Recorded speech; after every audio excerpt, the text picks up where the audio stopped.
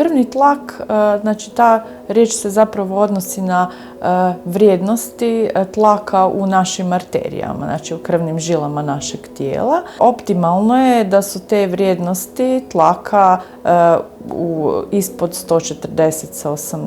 Ako su one kontinuirano, znači trajno povišene iznad tih vrijednosti, onda govorimo o hipertenziji, znači o povišenim vrijednostima krvnog tlaka. Osim povišenog, postoje i snižene vrijednosti krvnog tlaka. Snižene vrijednosti krvnog tlaka same po sebi nisu opasne ako je to nešto kronično, znači ako čovjek ima trajno niže vrijednosti krvnog tlaka i nema nekakvih subjektivnih tegoba, to nije bolest. Ali ono što je puno češće i puno opasnije, to su zapravo povišene vrijednosti krvnog tlaka. Postoje zapravo podjela hipertenzije na dvije velike skupine. Znači to je primarna ili esencijalna hipertenzija i sekundarna hipertenzija. Puno češća, u više od 90% slučajeva, radi se zapravo o primarnoj hipertenziji koja nema nekakav konkretni uzrok, nego je zapravo uzrokovana više skupinom različitih čimbenika u koje ulaze razni čimbenici rizika, kao što to su nepravilna prehrana, povećana tjelesna težina, pušenje, nezdrave navike prehrambene, povećani unos soli.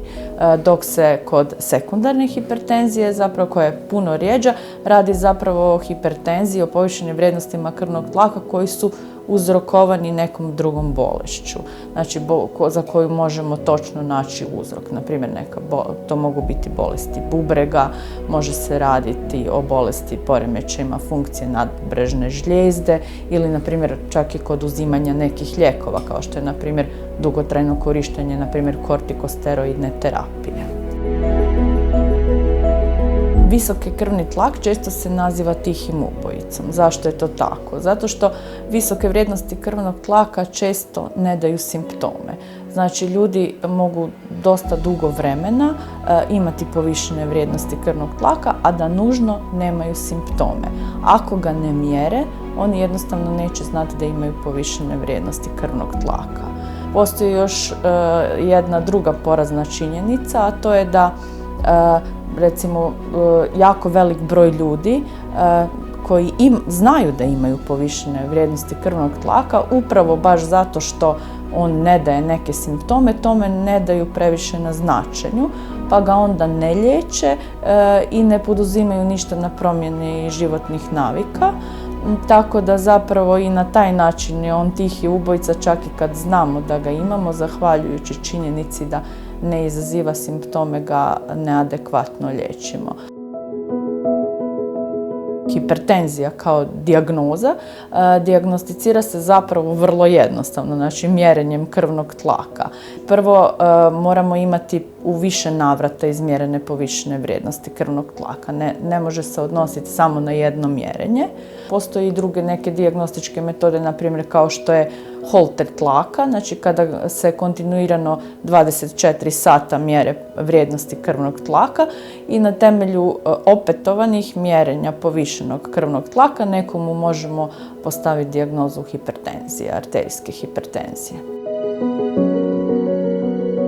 Prema preporuci Svjetske lige za hipertenziju, preporuka je da se krvni tlak mjeri barem jednom godišnje kod zdravih ljudi koji nemaju simptome. Ja mislim da bi zapravo bilo potrebno to mjeriti češće, ne samo jedanput godišnje, ali minimum minimuma bi bio učiniti to jedanput godišnje. To može biti kroz neke rutinske preventivne preglede u raznim ordinacijama, možda najjednostavnije kroz sistematske preglede, gdje se uz mjerenje krvnog tlaka može napraviti kompletni pregled pacijenta i naravno laboratorijski nalazi. Ako pacijent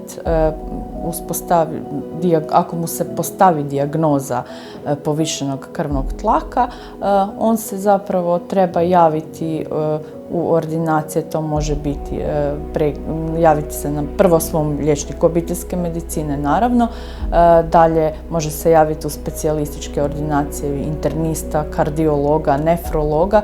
To je često nekad i potrebno jer je to multidisciplinarna stvar i započeti sa liječenjem. Znači, što prije počne liječenje povišenog krvnog tlaka, to će u konačnici i ishodi biti bolji. Danas je krvni tlak moguće liječiti, možemo ga dobro liječiti, možemo ga dobro kontrolirati.